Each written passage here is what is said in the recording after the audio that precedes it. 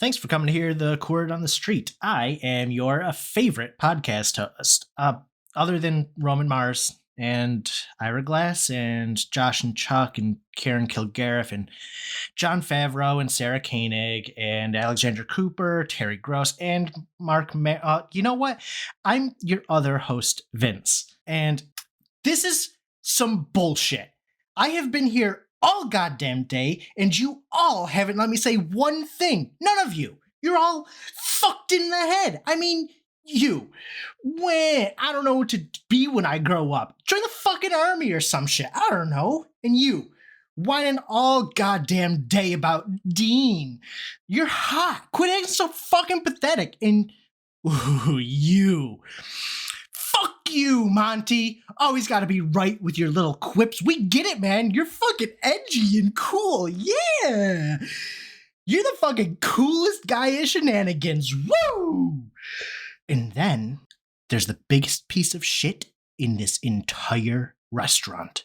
It's your staff host, Josh. Damn, he said you a piece of shit. Oh, boy. Yeah. What a great movie. Said with love. I know. I did have to cut some of the jokes that didn't age as well. Oh, but, yeah. It's fun. Oh, I'm sure there are quite a few. Yeah. Oh, man. So what's up? How you doing? Oh, doing pretty good. I can't complain. This weekend I honestly forgot that I have a concert on Saturday. Ooh. I ordered tickets like 3 months ago to go, and then I completely forgot that it was this Saturday. I was like, oh. Concert to who? Luke Combs. I'm going to see him with both my sisters and one of my sister's friends. Okay. Is that in Albany? Is that Sean Combs' brother?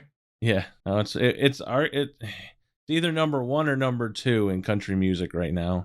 I guess it's up in the air, debatable on which one. Incredible. But, right after Alan Jackson? No. Morgan Wallen is probably Who? Yeah, who? I would say one of those is one or two right now in country music. So okay. I'll have to check the country music power rankings after this. Yeah, it should be good.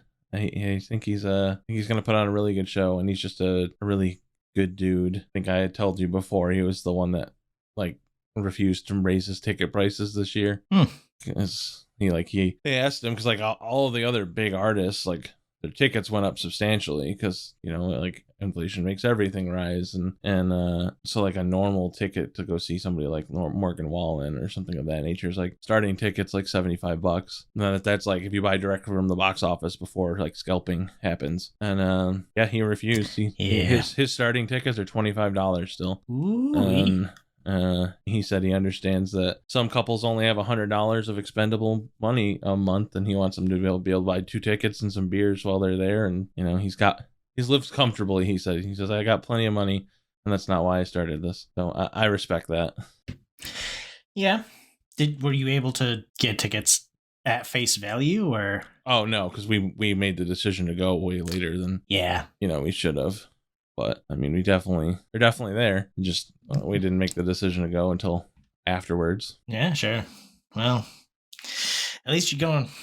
Yeah, should be a good time. So looking forward to that this weekend. Kind of. It's like a double-edged sword where I'm looking forward to it, but at the same time, it's you only get your 2 days off on the weekend, and it's oh, man, that's going to take a good chunk of my day off. I don't know how I feel about that. Right.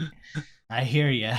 It's man, I really like my not do anything days. So it's should be a good time though. I'd hope so. What about you? What's new in your end? I can't do anything. We'll get into that a little later. I'm just gonna make that my loose end because it's pretty much all that's going on in my life. He said I can do nothing. Yeah, I can't do much of anything. How about for now? You got any fun facts? I do. Got a nice good one for you. Good. Okay, so did you know that do you know how long the longest gaming session is recorded? I'm gonna say 39 hours. Not even close. The longest gaming session was recorded in 2015 from July 11th till July 17th. Carrie Sidwicki from the US created a world record for playing video games. She played the Just Dance game session for 138 hours and 34 seconds in Bakersfield, California at Otto's Video Games. 138 hours straight of video games. Which was crazy enough, but the fact that it's Dance Just Dance, you know what I mean? Like an actual moving game makes it even crazier. I feel like that's easier if you're playing a game that requires hands, right? Then you can't go as long. You have to let go of the controller, the gamepad, whatever, in order to eat or whatever. Yeah, I guess so. But you can eat while moving on that machine, whatever machine it is. You said 3 different games. Yeah, it's Just Dance. Just Dance, okay. Yeah. Because you said Dance Central, Dance Dance Revolution, and Just Dance. I mean, they're the same thing with a different name, let's be honest. Follow something on the screen with a movement. Sure. Clicking a button. Yeah. Well, I guess Dance Central wasn't that the one that follows the movement with the Kinect or something. It's impossible to know. Yeah. Mm-hmm. Yeah, that's cool. 100 and something hours. That's too much. She's get out of her parents' basement or something. Whatever people say about video gamers these days. But anyway, we here at Word on the Street don't play Just Dance for 100 hours. We record this podcast, which Josh and I each pick a word from the puzzle word game Quirtle, and we, talk about whatever the hell we can based on those words. Our words today are coming from September 18th through the 24th. If you want to check out what those are, head on over to our social medias and you should be able to see. I go first this week. And where's my notes? Did I close them? You don't have any. Oh no! I deleted them. I mean, I don't have many anyway. I chose the word trope. This one's going to be pretty lightweight, pretty quick, because my brain is a big pile of mush. So, trope. I'm just going straight down the center with this one, talking about tropes. You know what a trope is, just sort of off the bat. Where are we starting from on this? Yeah. Okay. Yeah, I mean, if I'm thinking correctly, kind of damsel in distress, Yeah, that's a trope. Girl next door, that kind of stuff. Yeah. Just sort of a followable... cliche, kind of. Yeah, it's a cliche. I should have looked up a better way to explain it. It's a followable pattern in types of media. Yeah, it's movie stereotypes. Sure. Yeah. Media stereotypes, I guess is better. So I think the easier place to start on this one is least favorite. I think we all have these things that sort of bother us in movies or TV's shows. Do you want to start, or you want me to hit this first? You can hit it first. Mine's pretty easy. Okay. My least favorite trope, and I don't know if this is like an officially recognized one by tvtropes.org, but it is when a story hinges on characters just not talking to each other. Like this character has this half of the information, this character has the other half of the information. And then for some reason they just don't talk to each other, and it just enhances the drama. I get it's a writing crutch or whatever, but these are two people, when two main characters are supposed to like each other, know things that the other don't, and then just don't talk to each other, and then shit happens because of it. That's just been getting on my nerves. I'm getting a little more critical of media in the past couple of years, and that's really gotten on my nerves in the past couple of years. I can't say I blame you. Yeah. There's definitely some that get me like that. Mm-hmm. You know where it started though is I was reading this book series, listening. I read audiobooks. Go ahead and debate whether or not listening to books is reading. I'd say it is. So I'm going to say that. But I was reading the Wheel of Time series. Just, got an big adaptation on Amazon. And the character, there isn't another story that I like so much where I hate every single character. So you like the overarching theme and space of the books, but the characters you don't like? Yeah, the characters fucking suck in that series. Like That's odd. they're just big old shitheads. And like there's one character who, her sort of character is that she's just very coarse. She's rough and tumble sort of lady, and she calls them like she sees them. But then she's just as fucking stupid as everybody else she's calling stupid. She calls everybody else stubborn. It's not a single person more stubborn than she is. She knows so much shit, but she doesn't know nearly as much as she thinks she does, and just assumes that nobody else knows nothing about anything. And I just... Sounds perfect. It's so tiring. And then there's two characters, like at the beginning, I hope these aren't spoilers because it's a show now, but anyway, there's two characters like at the beginning who are like very close, like very, very close. They are in love, but they're not like of age or whatever. So they go on this big journey, and then shit happens, and then they still, love each other as friends or whatever, but they have two big, huge pieces of information that each other should know, and they keep defending each other to the people in their own lives, but then whenever they talk, they're just assholes to each other. Oh, okay. I'm like, makes why? Tons of sense. And that's what the whole series hinges on, is just not having enough information. Yeah, I can see that getting to you. It was especially tiring because it's like a 13-book series. So by the end of it, you're just like tired. It's like, this could have been over. Book fucking 6. Come on. Yeah, I understand that. Mine, I would say my number one has got to be like the stereotypical dumb, helpless woman. And you see it the most in horror movies, which is why I hate horror movies. I'll go on record and say that. I know people love them. I think they're stupid. Most of them are absolutely just stupid, because it's always Jessica Biel or somebody of that nature running from a guy with a chainsaw or a hatchet, and he drops it right in front of him, and it's pointed at him with the handle just sticking up perfectly for them to grab, and they just go, ah, and they run away instead of picking it up and killing the guy. Yeah. Let me go hide in the barn with all the meat hooks. Oh my god, he'll never find me there. Like, bruh, come on.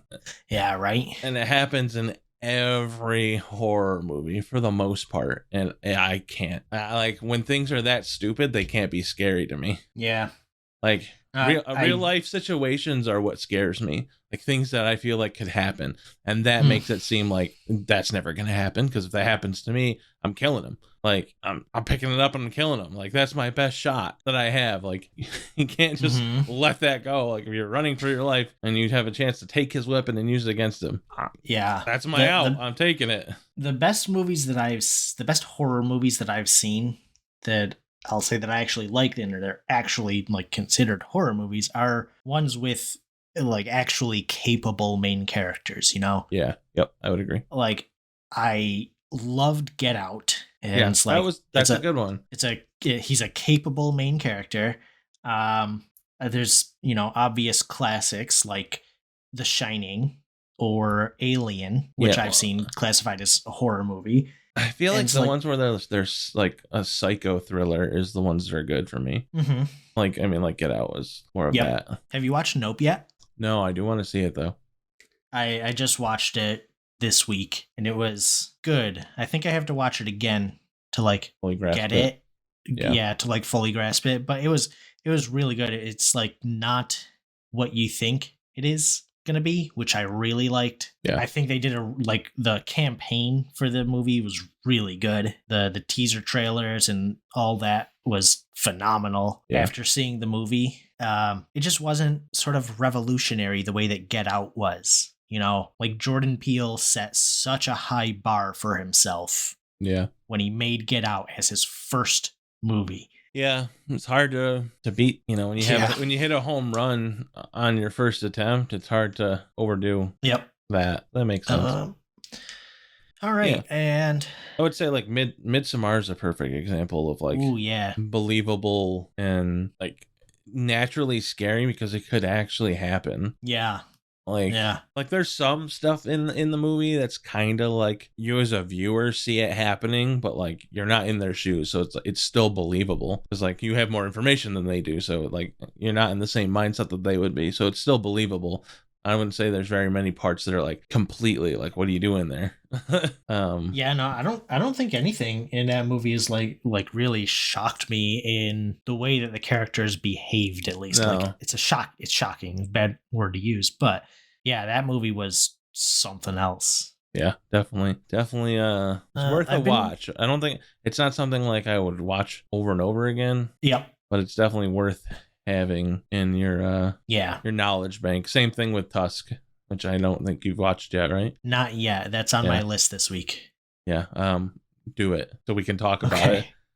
Because I purposely avoid talking about it all the time because I'm like, he hasn't seen it yet. All right, I'll do that tomorrow.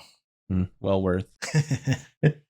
Yeah, I have a watch list I've been trying to make my way through this week. Yeah, not a bad thing to do. All right, let's move on to favorite. This is kind of hard to nail down because it's one of those like 99% invisible type things, you know? Mm-hmm. Like if it's done well, you shouldn't notice it. Yeah. I don't know though. Like train scenes are always a lot of fun to me. Train scenes? Like action train scenes, like anytime there's an action scene on a train. Yeah. It's very good. I would agree with that. You know what it is because it's moving, but it's still a huge platform. Whereas most of the time, like when things are moving, you don't have that much space. Yep. And there's like huge consequences to pretty much everything. Yeah. Speaking of which, I really have to. I wonder if Bullet Train is out yet. I should watch that too.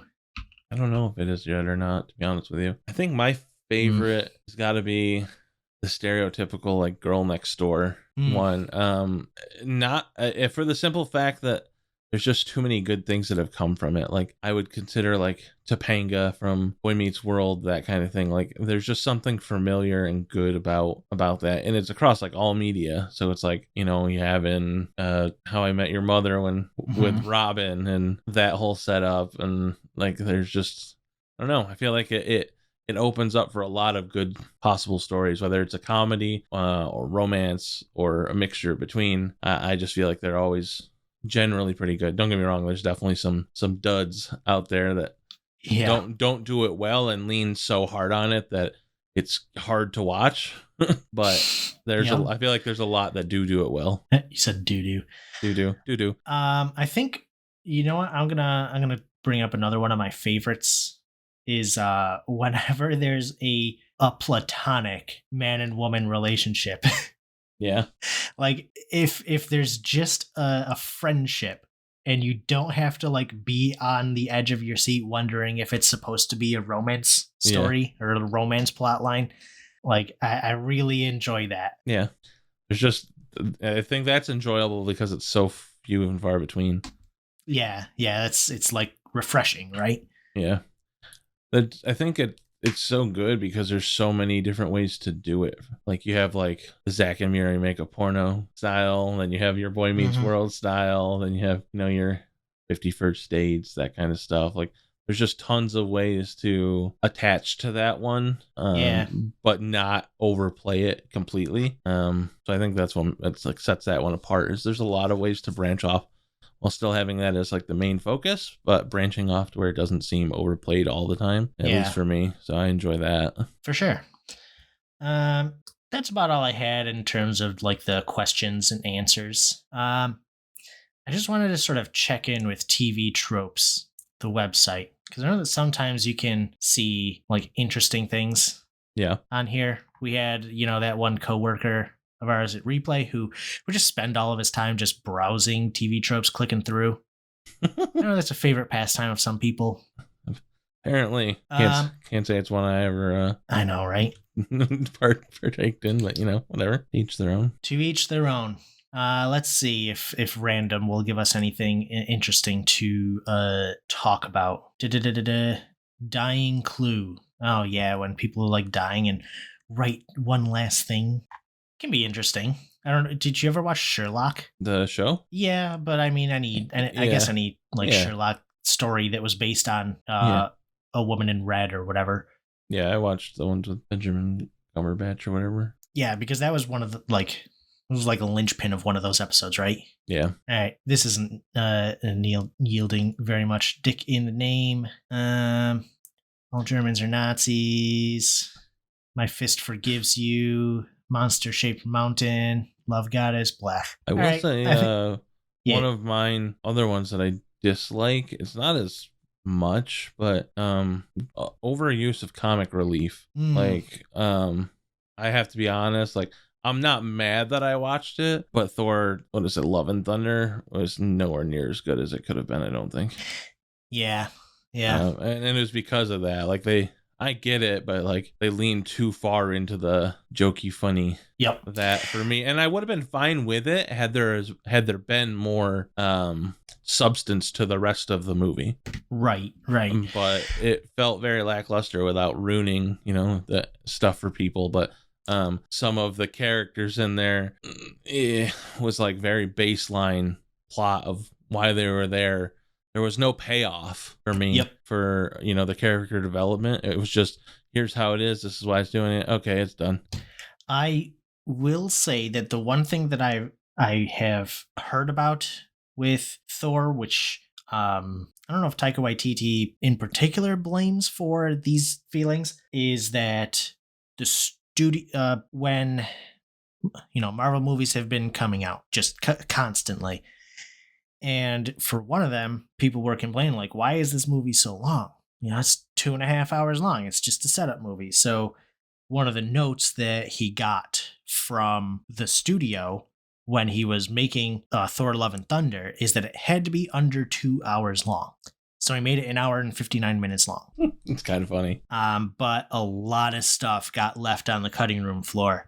I guess there was a lot more with gore, which would have been welcome, because I like always forget how good an actor Christian Bale is. Oh, he's phenomenal. He gets overlooked so much. Captivating.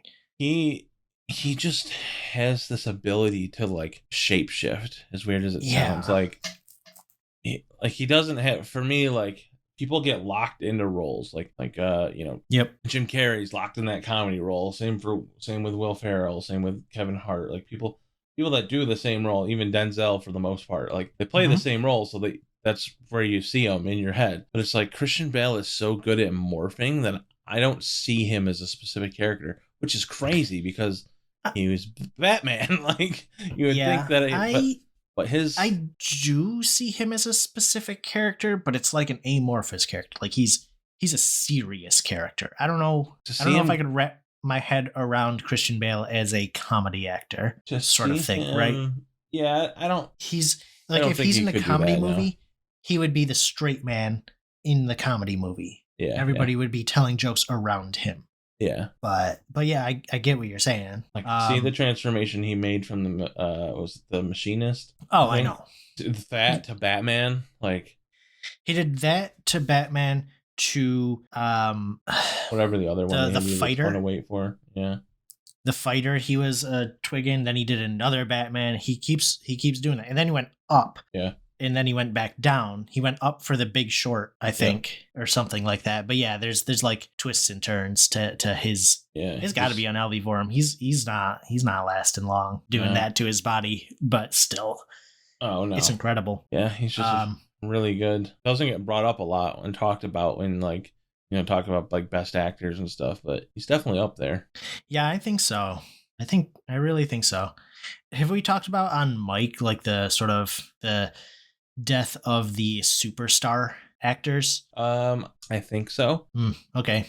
But I can't remember. I think we talked about it one time when we were talking about the switch of people going from like your superstar actors and actresses to more following the influencer side of things, and those becoming the quote unquote superstars. So yeah, maybe we don't get back on that. All right, that's I think where I'm gonna call it. Mine's nice and short this week, but my loose end is all the loose ends I got in my body, aka stitches. Over the past week, I've had 2 surgeries. See that? He loves you guys. Nothing keeps him away from providing content. Minor surgeries. I got my wisdom teeth out, 2 of them. Don't let him lie to you. He had a 3rd foot and they cut it off. Yeah, I got a tail put on. I got cybernetic legs. It's a risky operation, but it's worth it. I think it's worth it. Yeah. Yeah. And I got a mole cut off. It's all minor, but apparently, no surgery is minor because this shit sucks. Yeah, yeah. Dude, I swear, once you hit 30, it's just downhill. Like things Yeah. that, like I used to, like I can remember getting stitches in my toe when I almost cut my little toe off. And then 4 days later, having to get stitches in my knee because I was out riding a bike when I had, I had like 12 or 15 stitches in my little toe. And I got it shoved in a sock and a shoe, and I'm riding up and down a gravel driveway, and I'm on a BMX bike. Yeah. And it's like now it's like I feel like I'd get a scrape on my elbow and I'm done for the week. Yeah. Yeah, I get that. I mean, these are no joke. Like getting your wisdom teeth out does suck, and like you do have to be really careful about it, but like I'm like not able to do anything. So yeah, I've been off this whole week, and like it's a vacation, I guess. But like being off and not being able to do anything just sort of like sucks the life out of you. I've just been like sitting Yeah. very, very still. Because the other surgery that I got was a removal of a mole on my elbow, but like on my forearm. So it's like a very stretchy muscle, I like have It's to in an move that awkward arm. place. Yeah, I have to move that arm very slowly to prevent like tugging at the stitches. Yeah. And it's just like I can't really do anything. That's like why this is so short, because I've been having a hard time just like even focusing on anything at all for Yeah. any given period of time. Yeah, it's understandable. Yeah. So that's me. That's my loose end is all this. If Vinny stupid stuff. disappears, you just know that he fell apart. Yeah, I'm Sally from Nightmare Before Christmas now. Yeah. Actually, Yeah. I have had all of my parts removed and stitched back together so I can disassemble myself at will. He's more like a Mr. Potato Head, and any kind of sudden jar and just knocks pieces of them off. Mm-hmm. Luckily, they're all stored up my butt, so Oh, well, or not like up my butt, but like there's a little hatch that Yeah. comes out from above my butt where all my pieces go. Oh, well, that's all my trinkets. That's just convenient. Yep.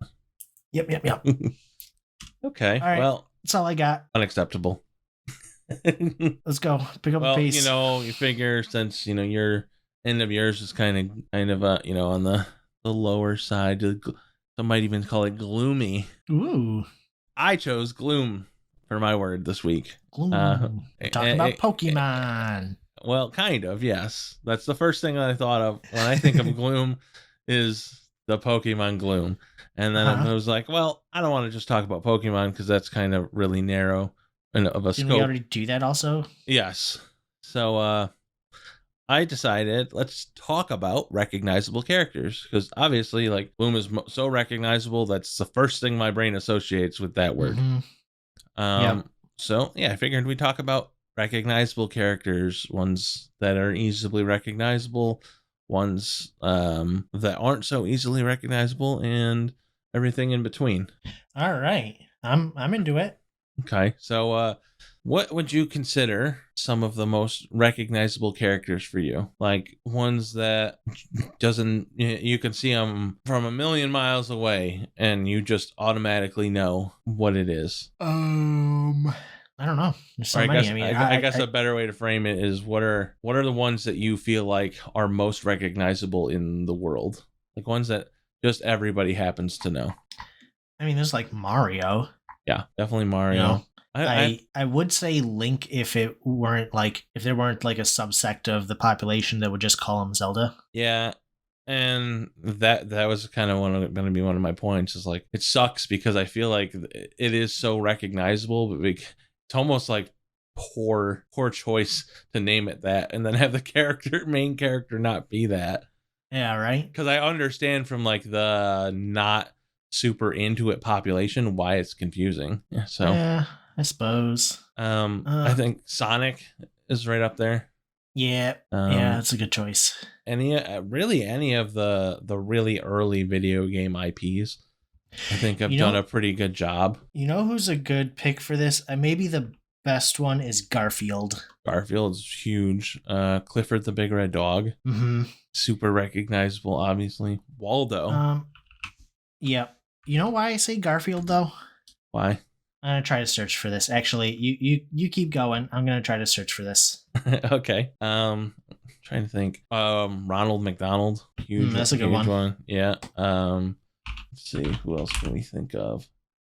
Obviously it varies based on age, but SpongeBob has got to be up there. And then Rugrats, Flintstones. I'd like to think Hey Arnold, but I feel like that's like you had to be born in the 90s. I don't think that I don't feel like that one like transcended being there. Same with like Doug. Like for me, obviously it's a big one, but if you weren't born in that time frame, it didn't transfer into the next era at all. Yep. Power Rangers, but I feel like that's a tough one just because they're constantly like changing them. Yeah, I don't think those are like characters, especially because they are like, it's not even the existence of Power Rangers means that they're not recognizable characters. Yeah. Because like Super is just repurposed footage of Super Senpai. Yeah. That they re-recorded the out of costume scenes. Yep. So like, it's purposely not recognizable for that reason. I went ahead and put a couple of comics in the Discord channel. This is why I think that Garfield is maybe the single most recognizable character, is the existence of what I've heard called wrong Garfield comics. Make a channel? Garfield is like this wholesome cat or whatever, but the fact that there are so many like spoofs and redos and like horror versions of Garfield and it's still recognizable as Garfield, I think makes it maybe the most recognizable character. Or Snoopy too. Yeah, but like the one that I linked is Gramfell. And then this artist. See anything? Did you make a channel for it? It's in the live recording chat. Ah, okay, that makes sense. I'll put these in the in a new episode thread afterwards. Okay. Oh yeah. But there's that like Gramfell. Yeah, based on it but different. Nice. And they're like so funny. But then there's even I'm Sorry, John, which is like so very good, where people were basically making these fucking like Junji Ito renditions of Garfield. Cool. This one's really cool. Yeah. This particular guy did a series of 4 of these, it looks like. And then people like picked this up and just ran with it because this idea of wrong Garfield is so enticing because Garfield is such a thing. Yeah. Now there's really a whole subreddit dedicated to this type of thing.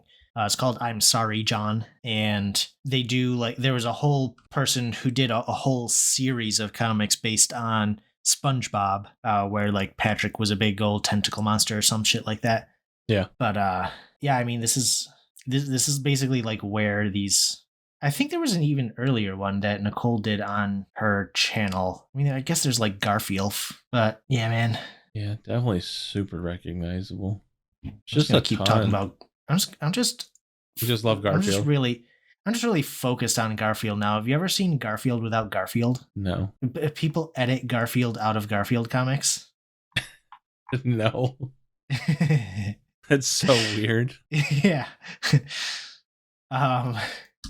Hold on, I gotta go find some of these. Can't say I've ever seen that. I know I'm derailing the conversation, so I'm gonna go off and find something while you try to get us back in the rails. Nope, you ruined it. I'm trying to think who else. Probably Cloud. Not super, but I would say he's up there. Master Chief, gotta be up there. Yep, like Doom guy. Yeah. Yep. Okay, let's see. I see you put it in there. Yep. You gotta be really, really bored to do this. This is a whole thing. Oh man, people. I don't know why these are like doubling the comic every time I copy paste them. It's just like punching it into my brain. Read it twice. Yeah, read it twice. Do it now. What do you think makes a character easily recognizable? Like, do you think are things that create that pattern or make it easy to remember? I don't think so.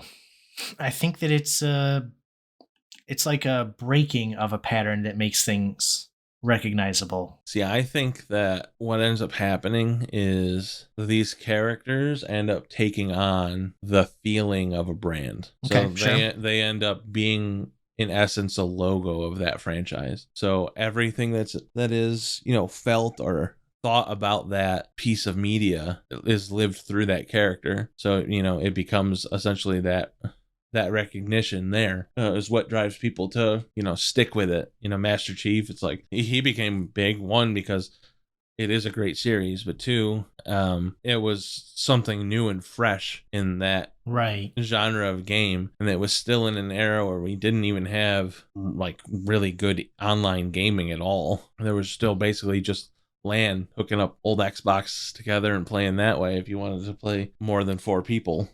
Hell yeah. So I think having a character act as a logo and represent the entire brand is what makes them recognizable. It's a feeling you get when you see that character.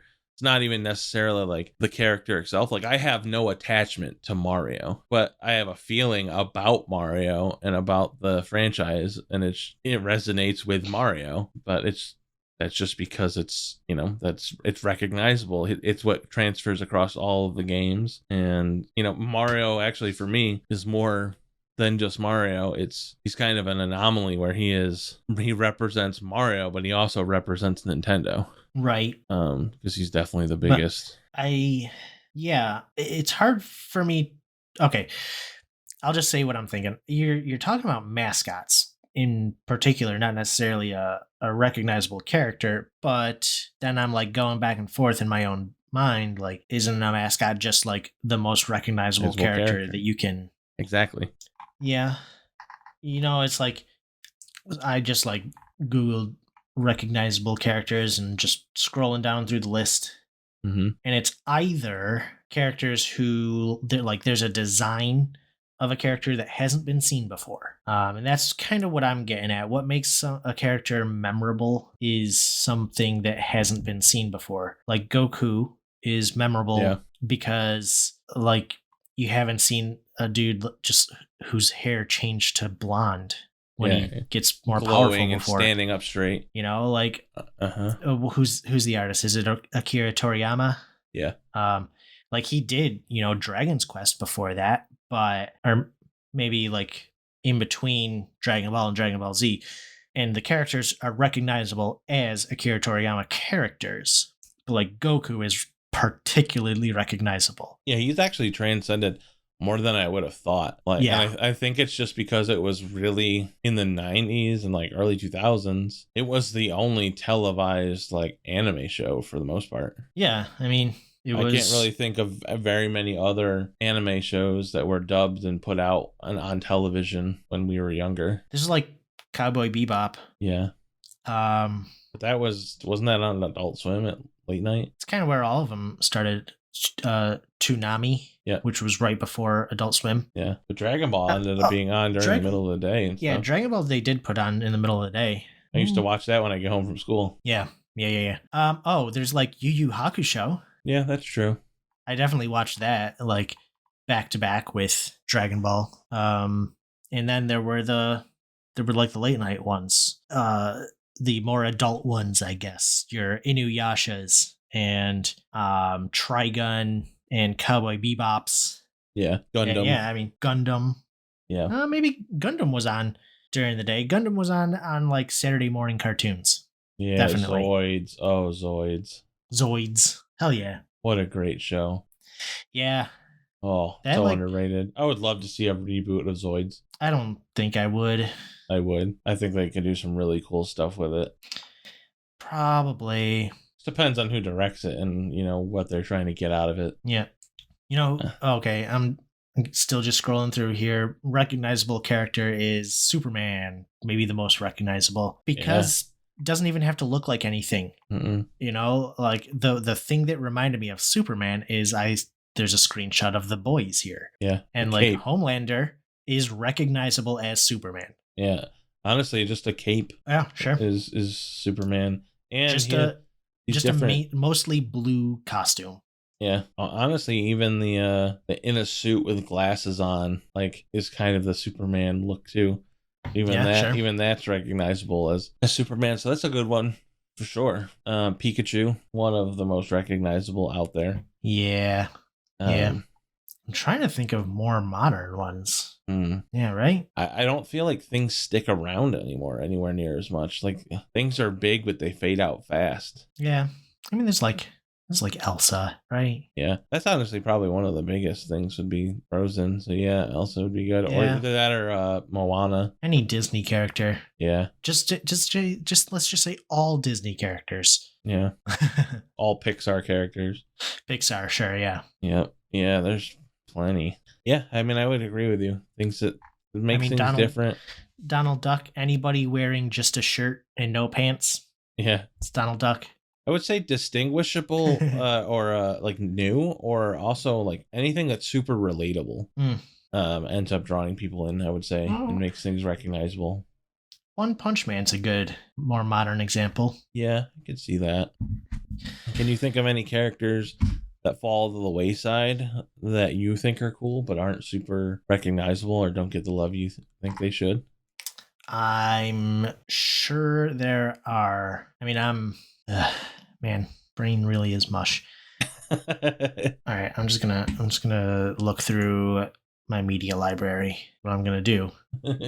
Scroll through some stuff. Just scroll through some stuff. Yeah. I feel like it's tougher as I get older because I'm not introduced to as many new characters as I was when I was younger. Yeah, so it's harder for me to like latch on to stuff as much as I did when I was. I try to watch a lot of new stuff. I do, but I don't watch a lot of like characters. No, I don't really watch a ton of like anime or anything of that nature. I really don't even play a ton of like character-based games. Yep. Let's see. I would say Claptrap is kind of. I don't know. He's kind like, of one. Yeah, I guess so. Since Tiny Tina's. Yeah. Like really come up in that series. Yeah, he's on like it's like you gotta think this is like the 4th or 5th game when you include like the story ones. Tiny Tina's, all 3 Borderlands. Like I think he's becoming quite recognizable. Trigun, Vash the Stampede, main character of Trigun. That anime always falls by the wayside. I've heard like in all my years, I have heard basically like one other like piece of media even reference it. Yeah, Naruto is probably one we missed big time. Or neither Avatar of us really watch it. No, or Avatar: The Last Airbender. Oh yeah, people fucking love that shit. Yep. I am like being like slowly and very gently bullied into actually watching Avatar: The Last Airbender because it's like so present on social media. Everybody's references it. I'm starting to think that I should watch it, but I don't really want to, but I feel like I should because it's becoming like a media touchstone. Yeah. Yeah. I get that. Yeah, I don't know. I'm trying to think if there's any that I think are. Oh, actually, you know what? We missed 2 really good ones. Okay. Steve and the Creeper. Steve from Blue's Clues? No, Steve and the Creeper, both from Minecraft. Yep. I mean, they're beyond recognizable. Yeah, Blue's Clues is another good one. I know. When he said Steve, I'm like, Steve, one name, Blue's Clues? It's more of an indicator of when I grew up than whether or not a character is recognizable. I know who Steve is. There's another Minecraft dude that I can never remember the name of. Huh. Like there's 2 of them. There's Steve and his buddy, who's a 2-player skin, like Alex or something. Yeah, I got no clue. Spider-Man's a good one. Spider-Man's a good one. Trying to think of any. Ace Ventura. Simpsons. Bart Simpson. Austin Homer Powers. Simpson. Yeah, Austin Powers is a big one. Marty McFly. Beetlejuice. Now I'm just scrolling through movies. Yeah, I mean you're not wrong though. All of the Marvel, any comic cast I feel like is just out there now. Everyone. Yep. Comics are so huge. Yeah. That... All the MCU heroes. I mean, just straight up. Yeah. I wonder if the Blues Brothers are still recognizable. Maybe. That's so good. We're missing some other big ones. Bugs Bunny. Yeah. I mean, there's definitely a lot that I've thought of and just haven't said because then we'll just be listing characters like we're doing now. Yeah, but I'm trying to think of like ones that like are really prominently out there. Yep. Yeah, there's just a ton. It's crazy. There sure is. How much media is out there. Yeah, it's like people, I don't know, want to make art. Weird. Yeah, weird. 'Tis weird. Well, we both are mush today, and because that's the end of my topic too. Let's go. So, we just decided we'd give you guys a little break from us and, have a nice little quick episode. Get you your fix, but allow you to keep moving on with your day. And not all of you have all the time to listen like I do. I have my loose end still though. And I decided to do something different, and I'm sure you've seen it already because I wrote it in the thing. But I have seen it, and this is going to take a minute, so this is good. Yeah, that's why I thought it would be a good one to end with, and it's kind of a trendy thing going on right now, and I thought it would be cool. Yep, so, I keep seeing Freddie podcast on TikTok do these. Yeah, I love them. I watch all of them. They're such a good thing. And I thought it would be perfect for us to do. Just because we have some similar opinions, but I feel like a lot of ours are different too. So this could be pretty good. So we're going to do a candy draft, round robin style. Each of us gets to pick our top 5, but candies can't be repeated. So if somebody drafts them first, then, it is what it is. I will, since it's my topic, I will let you have the honors of going first. Okay. So I like these because it's a strategy between picking my favorite and also the most popular. Yeah. Starting with Reese's. What a solid choice. It's hard it's tough. It's tough to go wrong. Yeah, it really is. I'm gonna have to go with Starburst as my first pick. Okay, respectable. Yeah. I don't know if I would have gone there, so I think I'm gonna pick an off color one. Go with Payday. Oh, I'm so mad at you.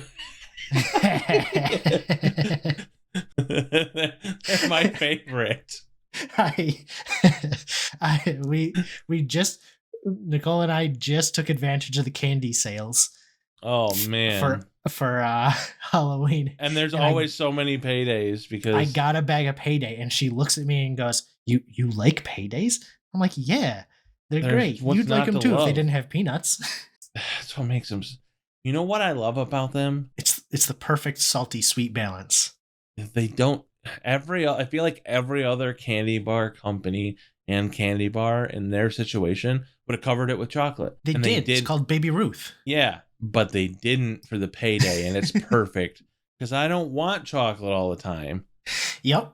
Oh, that's so good. Well, I'm going to have to, with my number 2 one, take Hershey's. Okay.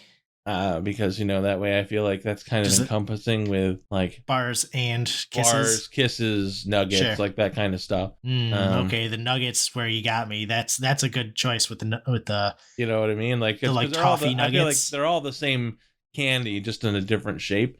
I feel like they count the same. Yeah, because you got like the your regular your dark the nuggets chocolate. Hit different though. Nuggets are so good. I get them all the time. I'm not convinced that the nuggets are the same candy. No, they're a better form. Yeah. Nuggets are like the glass bottle of candies. I don't understand. Well, how like everybody, there's different ways you can get soda in a plastic bottle. You can get it in a can. Okay. But I love like a Coke out of a glass bottle is. Huh. I almost always pour my sodas. So. Oh yeah, no, I don't. I don't like to. I don't repurpose things that already have a home. Okay. I pour carbonated things, all carbonated things, I pour them because it releases some of the gas. Where if you just drink it straight out of the can, then it's overgassed. And if you eat something afterwards, then it foams up in your tummy and gives you an upset tummy. Well, I take the upset tummy like a man. I like foam in my stomach. Being a man does not mean not taking care of yourself. I don't want to hear it. That's news to 50% of the world. Yeah, right? I know. I had someone. I was working on my car, working on my brakes. I had gloves on, like just rubber gloves, like or nitrile gloves, right? Because brakes are dirty. Like I'm working with Yeah. grease, they're rusty. Like I don't want that schmoo all over my hands. Someone comes over to see our house. It was when we first moved into the house, and he goes, wearing gloves, huh?"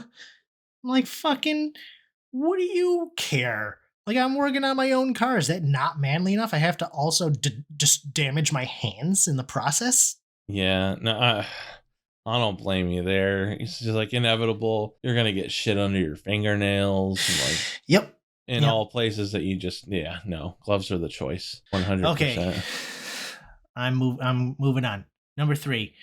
Hmm. Here's where I get stumped, I think. I'm taking 2 with this one. Taking Almond Joy and Mounds Okay. because they're Respectable. indistinguishable for most people. Okay. I'm coming in with a sneaky one on you. It's gonna All right. it's gonna disappoint you, I think. Okay. I'm taking Nerds Clusters. Oh fuck. Because Yeah, they're man. so good. Yeah, man, that's solid. That's a solid choice. Oh, man. Nerds was really onto something when they put those shits on a gummy. Yeah. Fucking Nerds ropes. Yep. Even as a kid, when they first came out with Nerds ropes, I was guilty about eating those because they're just so much. So much sugar, but it's so good. much. Even as a teen, I was like, this is a lot. Yeah. But damn, they're good. Mm-hmm. Ugh. Definitely are. All right, I'm losing steam here. Man, what other candies do I even eat? I'm going Mallow Cups. Oh wow, I would have never even thought of that. I don't know, man.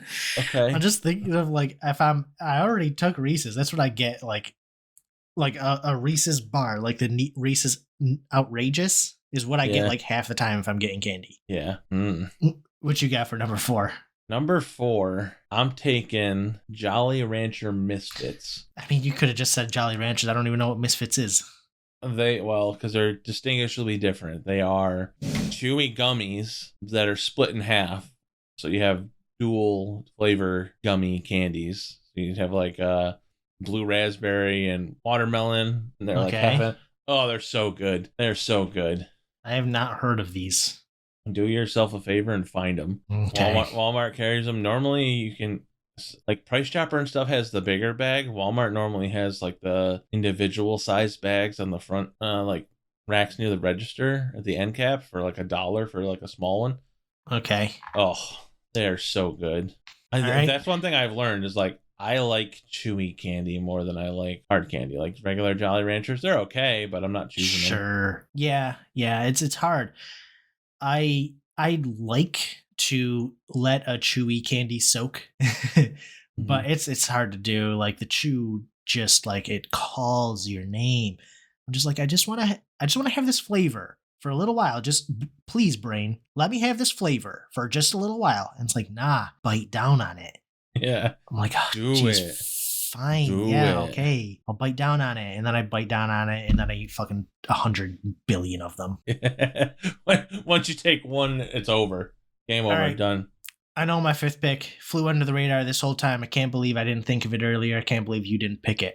Okay. Sour Patch Kids. Oh, that is a really good one. That hits where it hurts. Yep. This is the Tom Brady. This is the late draft. Yeah. Superstar. It is, and you get all Sour Patch there, so that's the real tough one because the watermelon ones are the superior. For me, I will disagree on that point. No, watermelon ones are by far the best in my opinion. No, they hit perfection with Sour Patch Kids. You can't perfect perfection, just like Oreo. They did. That's why they had to put them in their own separate bag. Yeah, because everybody would throw those ones out. No, everybody wants those by themselves. No, everybody would throw those ones out, and then you just have a bag left of the fucking watermelon ones. We're gonna have to have a poll in the comments. We never actually do this, so I'm okay with you saying that. Yeah, I'm saying like people in the comments tell us, which one you're taking. You taking regular Sour Patch Kids or Sour Patch Watermelon, and tell me why it's Sour Patch Watermelon. You know what's weird?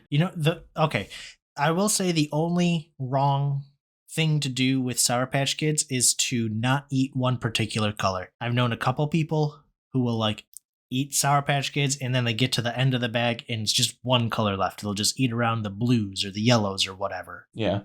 I mean, that ain't it. That ain't it, Chief. Eat them all. Yeah, it's kind of the same way I feel with Skittles. How people don't. It's a collection. They work in concert. They go together. Yeah. Oh, I don't. I just I just get a handful and throw them in my mouth for Skittles.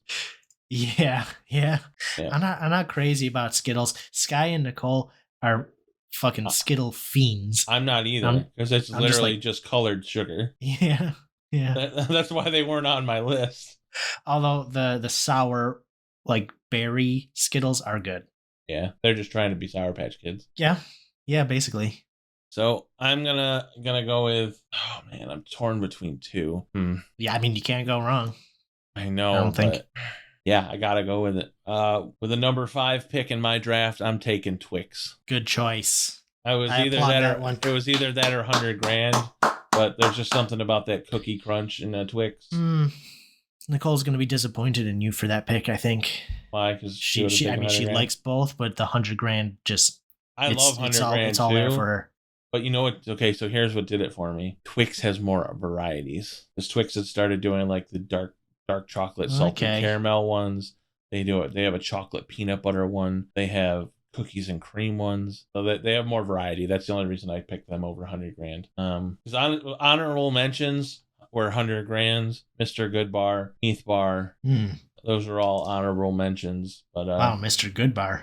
Yeah, Mr. Goodbars are phenomenal. Surprising one. Love Mr. Goodbar. Huge fan of nuts. I think if I had to pick one honorable mention, I'm going with the underrated Junior Mints. I fucking love them. I love people. Junior Mints are so good.